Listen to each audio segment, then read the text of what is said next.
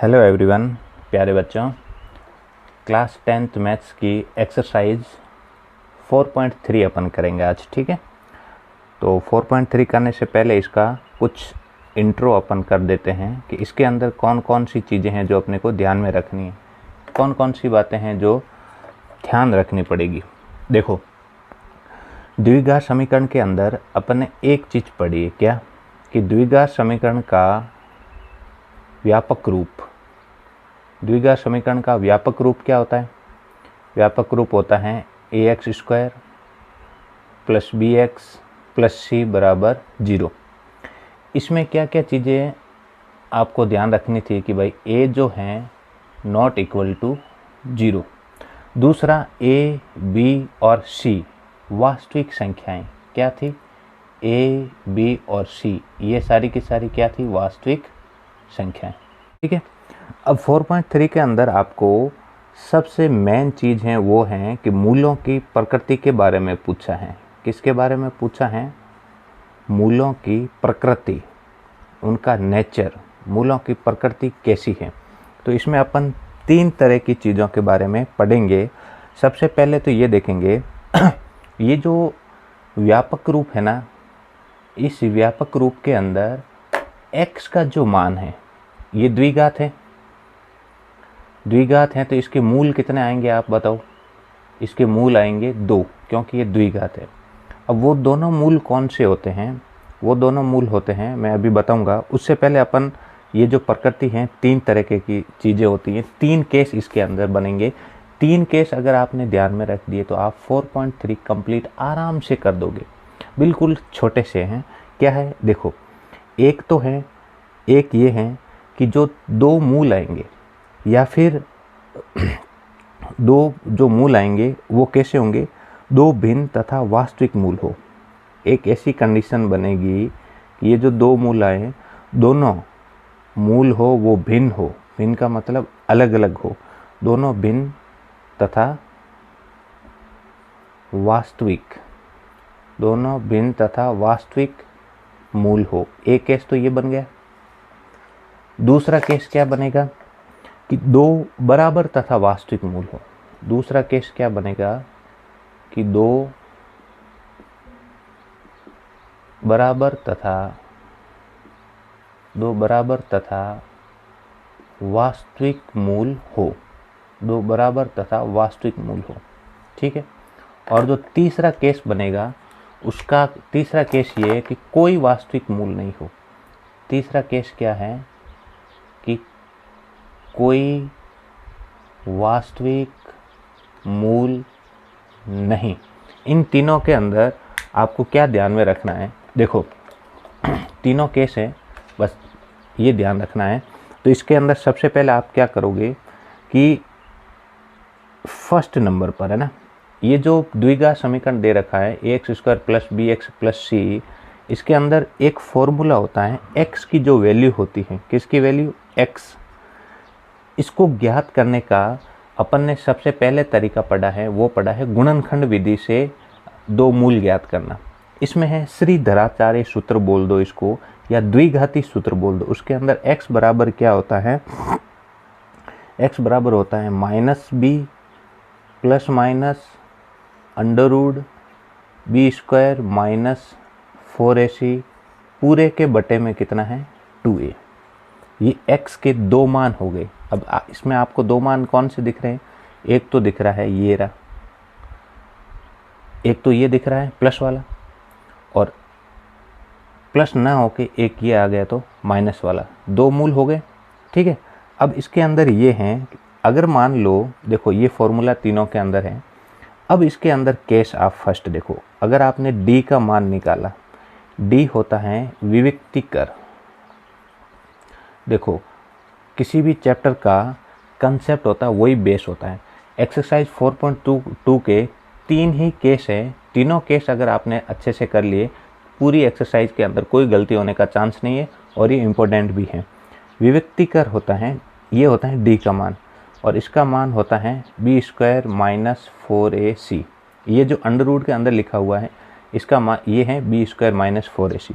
अगर d का मान ग्रेटर देन 0 हो, यानी कि मैं ऐसा बोल सकता हूँ कि अगर d का मान धनात्मक हो, अगर d का मान धनात्मक है तो फिर क्या हो जाएगा, अगर d का मान धनात्मक है तो आप ये ध्यान में रखोगे कि मूलों का अस्तित्व है। अगर d का मान धनात्मक है तो मूलों का अस्तित्व है। अगर मूलों का अस्तित्व है तो बताओ मूल कौन कौन से होंगे। तो मूल होंगे, एक तो होगा प्लस वाला चिन्ह लो तो minus b plus under root B square minus 4ac upon 2a, और एक हो जाएगा x बराबर minus b minus under root B square minus 4ac upon 2a। यानी कि एक बार प्लस चिन्ह लेना, एक बार माइनस चिन्ह लेना है। कब? जब d का मान धनात्मक हो। जैसे ही d का मान धनात्मक हुआ तो दोनों मूल कैसे होंगे, भिन्न तथा वास्तविक होंगे। ये चीज़ आपको ध्यान में रखनी है। अब आओ इधर कि ये जो दो मूल दे रखे हैं, दोनों मूल बराबर कब होंगे।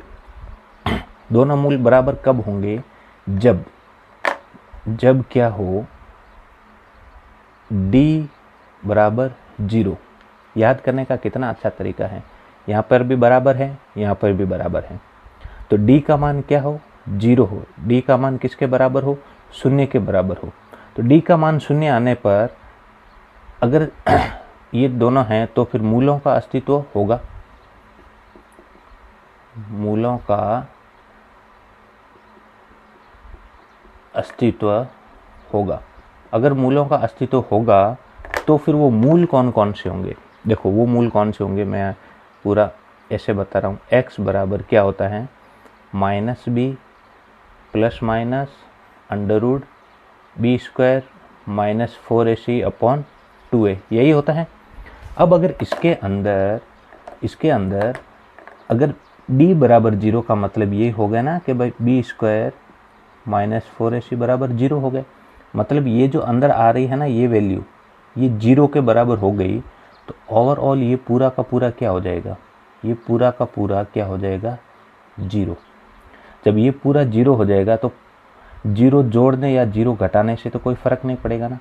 तो फिर दोनों मूल कौन से होंगे, तो एक मूल तो होगा x बराबर माइनस बी बटा 2 है, और दूसरा मूल भी क्या होगा, माइनस बी बटा 2 है। आप इसके अंदर बी स्क्वायर माइनस 4ac 0 रख दो, सीधा सा यही दोनों आएंगे।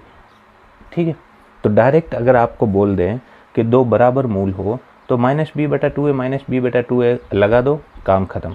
अगर ये बोल दें कि दो भिन्न तथा वास्तविक मूल हो तो आपको डायरेक्ट ये लगाना है, एक बार प्लस करके लगाना है और एक बार माइनस करके लगाना है, काम खत्म। ओके, अब देखो अगर कोई वास्तविक मूल है ही नहीं, कोई वास्तविक मूल है ही नहीं, इसका मतलब d का मान क्या आएगा, लेस देन 0। यानी कि d का मान क्या आ गया, ऋणात्मक। क्योंकि d जो है b square minus 4ac under root के अंदर कभी भी ऋणात्मक नहीं आता है। तो d का मान क्या आ जाएगा, लेस देन 0। तब कोई वास्तविक मूल नहीं होगा और मूलों का अस्तित्व नहीं होगा। ठीक है, तो ये जो चीज़ हैं ये बेसिक हैं और बहुत इम्पोर्टेंट है। ये तीन चीज़ें आपको ध्यान में रखनी है। वापस देख लो कि मूलों की प्रकृति में दो भिन्न तथा वास्तविक मूल कब होंगे, जब d ग्रेटर देन 0 हो। दो बराबर मूल कब होंगे, जब d बराबर 0 हो। कोई वास्तविक मूल नहीं होगा जब d ऋणात्मक हो। अगर d ग्रेटर देन 0 हो या d बराबर 0 हो तब दोनों मूल होंगे। दोनों मूल कैसे निकालते हैं, अगर धनात्मक है तो मूल होगा minus b plus under root B square minus 4ac upon 2 है, और दूसरा हो जाएगा minus b minus under root B square minus 4ac upon 2 है। ठीक है, ये नहीं दिख रहा है 2 है तो यहाँ से देख लेना, ये एक बार प्लस लगाए एक बार माइनस लगाए। ठीक है, तो इस तरीके से अपना 4.3 का इंट्रोडक्शन ख़त्म हुआ। बस इतनी सी ही बात है जो आपको ध्यान में रखनी है। अब अपन करते हैं एक्सरसाइज 4.3 का क्वेश्चन नंबर फर्स्ट। ओके बच्चों, तो प्यारे बच्चों क्वेश्चन नंबर फर्स्ट करते हैं। क्वेश्चन नंबर फर्स्ट ये है कि निम्न द्विघात समीकरणों के मूलों की प्रकृति ज्ञात कीजिए। अभी अपन ने इंट्रो में भी यही पढ़ा है कि अपन प्रकृति ज्ञात करेंगे। यदि मूलों का अस्तित्व हो तो उन्हें ज्ञात कीजिए। मूलों की प्रकृति ज्ञात करनी है, यदि मूलों का अस्तित्व हो तो उन्हें ज्ञात करना है। ठीक है, देखो फर्स्ट इसका ये है, मैं लिख देता हूँ। फर्स्ट है भाई 2x² माइनस का 3x और प्लस का 5 बराबर 0। ठीक है, अब देखो पहले तो ऐसा करो, इसको ax² व्यापक रूप ax² plus bx plus c बराबर 0 से तुलना करोगे तो आप यहाँ से बताओ कि a बराबर कितना आया 2, b बराबर कितना आ गया माइनस का 3 और c बराबर कितना आ गया 5। ये चीज़ तो सबसे पहले करनी है। अब आपको देखना है कि मूलों का अस्तित्व है या नहीं है। इसके लिए आपको क्या करना पड़ेगा, d का मान ही निकालना पड़ेगा। ठीक है, किसका मान निकालना पड़ेगा, d का मान निकालना पड़ेगा। ठीक है, तो चूँकि जो d है वो d होता है b² minus 4a। Okay, b का मान देखो -3, तो -3 का स्क्वायर माइनस 4, a का मान कितना है 2, c का मान कितना है 5। ठीक है, -3 का स्क्वायर यानी कि -3 गुणा -3, -3 गुणा -3, तो 3 तिया 9 और माइनस माइनस प्लस, वैसे भी माइनस का स्क्वायर क्या होता है प्लस, तो ये तो हो गया 9 फिर माइनस। अब ये पूरा का पूरा गुणा करो, कितना हो गया 4 दूनी 8, 8 पंजे 40, तो 9 माइनस 40 का मतलब हो गया माइनस के 31। अब देखो d का मान जो है, सबसे बढ़िया बात है कि d का मान अपने क्या आ गया है, ऋणात्मक आ गया है। जब कभी भी d का मान ऋणात्मक होता है तो फिर क्या होता है, मूलों का अस्तित्व नहीं होता है। अतः मूलों का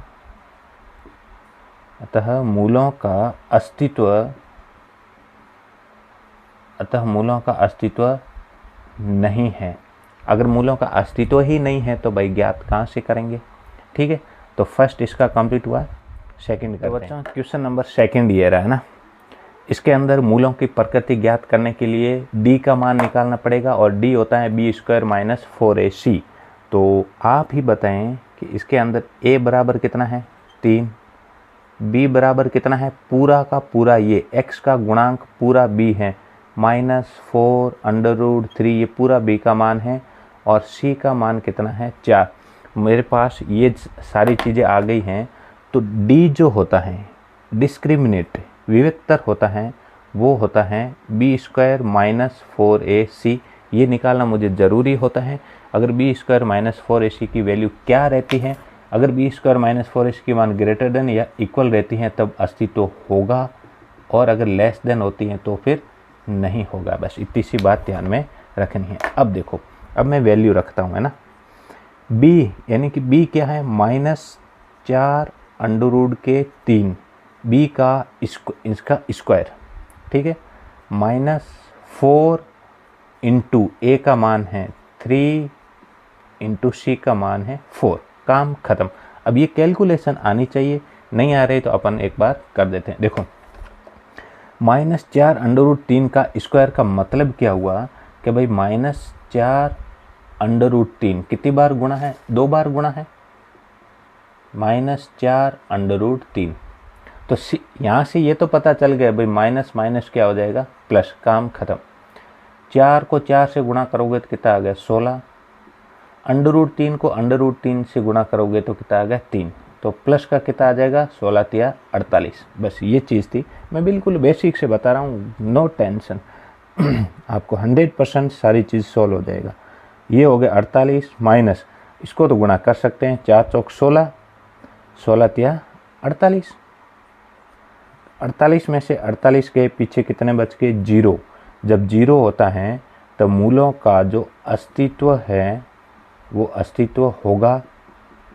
मूल कैसे होंगे ध्यान रखना। अतः दोनों मूल, अभी जो केस बताए थे केस नंबर सेकंड, दोनों मूल जो हैं वो कैसे होंगे, बराबर तथा वास्तविक। दोनों मूल कैसे होंगे, बराबर तथा वास्तविक मूल होंगे।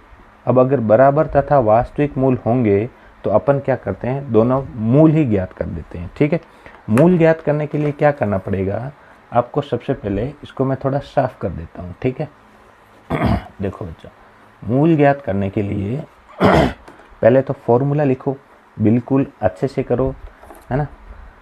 मूल ज्ञात x बराबर, इसको बोलते हैं द्विघाती सूत्र या फिर श्रीधराचार्य सूत्र। x बराबर होता है minus b plus minus under root B square minus 4ac upon 2a।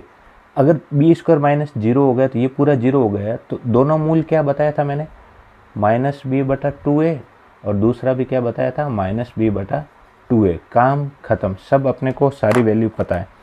Minus b का मान कितना है, b का मान तो है -4 अंडर रूट 3 माइनस बी बटा 2 गुणा a का मान कितना है 3।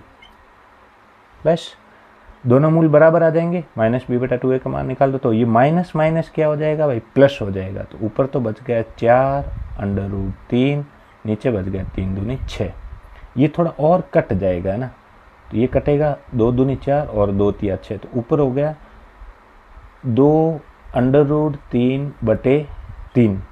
ये थोड़ा और सिंप्लीफाई हो सकता है, क्या हो सकता है, आप इस 3 को क्या लिखोगे, अंडर रूट 3 गुणा अंडर रूट 3, ऐसे 2 अंडर रूट 3 बटे अंडर रूट 3 गुणा अंडर रूट 3, ये मैं 3 को लिख सकता हूँ। तो एक अंडर रूट 3 से एक अंडर रूट 3 कट गया, तो ऊपर बच गया 2 बटे अंडर रूट के 3, और दूसरा भी क्या हो जाएगा 2 बटे अंडर रूट के 3। दोनों के दोनों मूल क्या होते हैं, बराबर। ओके बच्चों, बिल्कुल सिंपल और आसान है। इसका करते हैं तो इसका बच्चों ये थर्ड पार्ट है। इसमें भी क्या ज्ञात करना है, मूलों की प्रकृति ज्ञात करनी। क्वेश्चन नंबर फर्स्ट का थर्ड पार्ट, मूलों की प्रकृति। तो सबसे पहले a, b और c का मान निकालें। a बराबर 2, b बराबर -6 और c बराबर कितना 3। अब ज्ञात क्या करेंगे, d का मान ज्ञात करेंगे। d होता है b square minus 4ac। Okay, b का मान है -6 का स्क्वायर माइनस 4 इंटू a का मान है 2 इंटू c का मान है 3। 6 का स्क्वायर 36 माइनस माइनस प्लस, तो 36 माइनस ये हो जाएगा 4 दूनी 8, 8 तिया 24। ओके, 36 माइनस 24 कितना हो गया, 6 और 6 12। बताओ ये तो धनात्मक आ गया। अगर d का मान धनात्मक आ गया तो दोनों मूल क्या हो जाएंगे, केस नंबर फर्स्ट। तो मूलों का अस्तित्व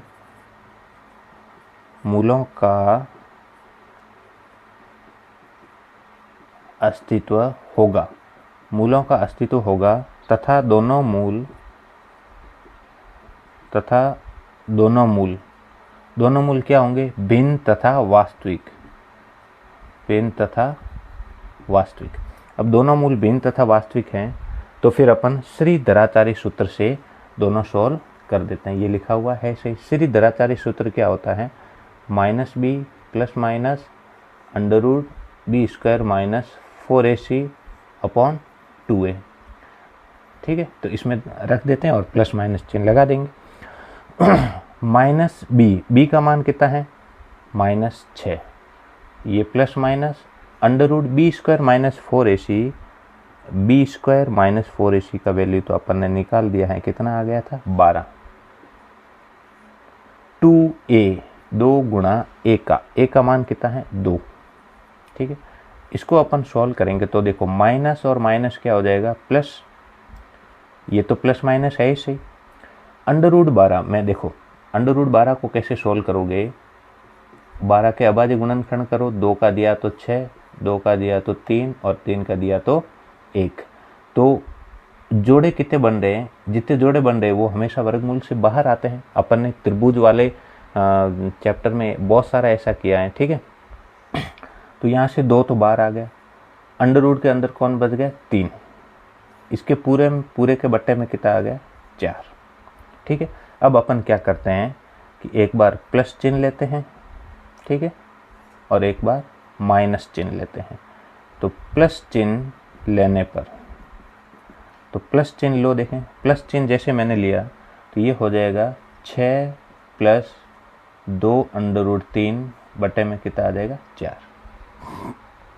ओके, अब अगर इसका माइनस चिन्ह लोगे तो कितना हो जाएगा 6 माइनस 2 अंडर रूट 3 बटे में आ जाएगा 4।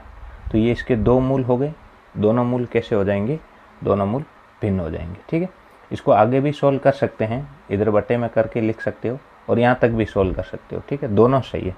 ओके, अब अपन करते हैं क्वेश्चन नंबर सेकंड सॉल्व करते हैं। ओके, देखो क्वेश्चन नंबर सेकंड क्या है, निम्न प्रत्येक द्विघात समीकरण में k का ऐसा मान ज्ञात कीजिए कि उसके दो बराबर मूल हो। अब दो बराबर मूल कब होते हैं, जब d बराबर क्या हो 0। तो ये वाला केस लगेगा, केस नंबर सेकंड। ओके, करते हैं, बहुत अच्छा क्वेश्चन है, 100% पेपर में आता है अच्छे नंबर्स का। तो अपना क्वेश्चन नंबर सेकंड ये है कि निम्न द्विघात प्रत्येक द्विघात समीकरण k का मान ज्ञात करना है, दो बराबर मूल हो। देखो इसका फर्स्ट ये तो क्वेश्चन में दे रखा है कि दो बराबर मूल हो। तो दो बराबर मूल होने के लिए कंडीशन क्या होनी चाहिए, d बराबर 0। ठीक है, अब इसका फर्स्ट पार्ट में समीकरण क्या था अपने पास, वापस लिख देता हूँ। समीकरण था 2x² प्लस का kx प्लस का 3 बराबर 0, ये रहा। अब इसके अंदर इसने खुद ने कहा कि आप d बराबर 0 करो, है ना। इसने बोल दिया ना कि भाई दो बराबर मूल है, मतलब बोल दिया कि d बराबर 0 करो। ठीक है, तो d बराबर 0 यानी कि d का मतलब क्या होता है, b² माइनस 4ac बराबर 0। ठीक है, b का मान कितना है, चलो a b c के मान लिख ही देते हैं अपन, इसको एक साइड रखते हैं थोड़ी देर के लिए, है ना। पहले यहाँ लिख देता हूँ ताकि आपको, देखो a बराबर कितना है 2, b बराबर कितना है, b हमेशा क्या होता है x का गुणांक, b बराबर कितना है k, c बराबर कितना है 3। ठीक है, b² यानी कि k का स्क्वायर माइनस 4a का मतलब कितना है 2, c का मतलब कितना है 3, और इसको बराबर 0 करना है, ये खुद क्वेश्चन खुद कह रहा है, अपन ने अपनी मर्जी से नहीं किया है। ओके, तो ये हो जाएगा अपना k² माइनस, इसको करो, ये हो जाएगा 4 दूनी 8, 8 तिया 24 बराबर 0। तो यहाँ से k², ये माइनस के 24 उधर गए तो बराबर के 24। ठीक है, तो देखो यहाँ से k बराबर क्या आ जाएगा, जैसे ये स्क्वायर लगा हुआ ना, स्क्वायर जब भी हटता है तो हमेशा प्लस माइनस अंडर रूट लगता है, प्लस माइनस अंडर रूट के 24।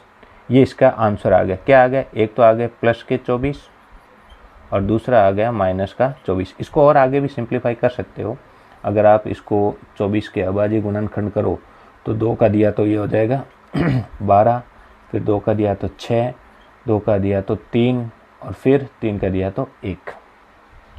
तो ये हो जाएगा, अपन ने जोड़े, बस इतना ही बन रहा है। तो एक तो 2 तो बाहर आ जाएगा और 3 दूनी 6 अंदर रह जाएगा, है ना। 2 बाहर आ जाएगा अंडर रूट का 6 एक बार प्लस में, और 2 अंडर रूट का 6 एक बार माइनस में। तो ये इस तरीके से इसके दो किसके मान आ गए, k के मान आ गए। ठीक है तो इसमें k का मान ही तो निकालना था। ओके, बहुत सिंपल है। नेक्स्ट करते हैं सेकंड। तो बच्चों इसका सेकंड है kx x माइनस 2 प्लस का 6 बराबर 0, d बराबर 0 करना है, मतलब कि आपको b² माइनस 4ac बराबर 0 करना है, ये समीकरण आपको करना है।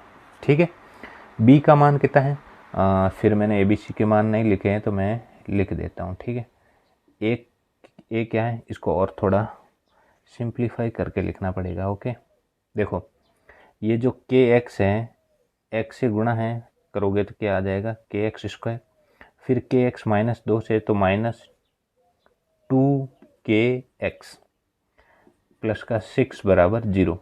यहाँ पर a क्या होता है, x² का गुणांक, a तो है क्या k, b बराबर कितना है माइनस का 2k और c बराबर है 6। ठीक है, आपको इस रूप में दे रखा है, आप इसको पहले द्विघात समीकरण के अंदर लिखो, फिर abc के मान लिख दो और फिर b का मान निकाल दो। तो b² माइनस 4ac बराबर 0 करना पड़ेगा, क्योंकि दोनों मूल क्या है बराबर। b कितना है माइनस का 2k, b² माइनस 4, a का मान कितना है k और c का मान कितना है 6। ओके, अब देखो माइनस माइनस प्लस हो जाएगा और 2k² का हो जाएगा 4k², फिर ये माइनस, ये तो हो जाएगा 6 × 4 24k, 24k बराबर में 0।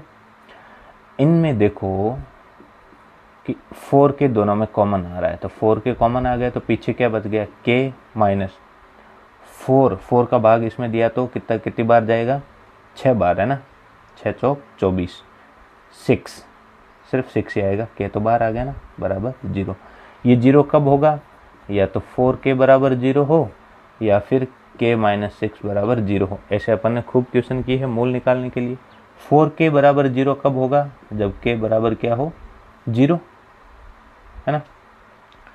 इसको 0 के बराबर करोगे तो k बराबर कितना आ गया, 6, तो अपने पास k की दो वैल्यू आ गई, 0 और 6। ये अपना क्या हो जाएगा, आंसर। ओके, बिल्कुल सिंपल है। क्वेश्चन नंबर 2 हो गया। अब अपन क्वेश्चन नंबर 3, 4 और 5 ये अपन नेक्स्ट वीडियो के अंदर करेंगे। अगर आपको ये वीडियो अच्छा लग रहा है तो प्लीज़ सब्सक्राइब ज़रूर करें और शेयर भी ज़रूर करें। Okay, thank you, all the best.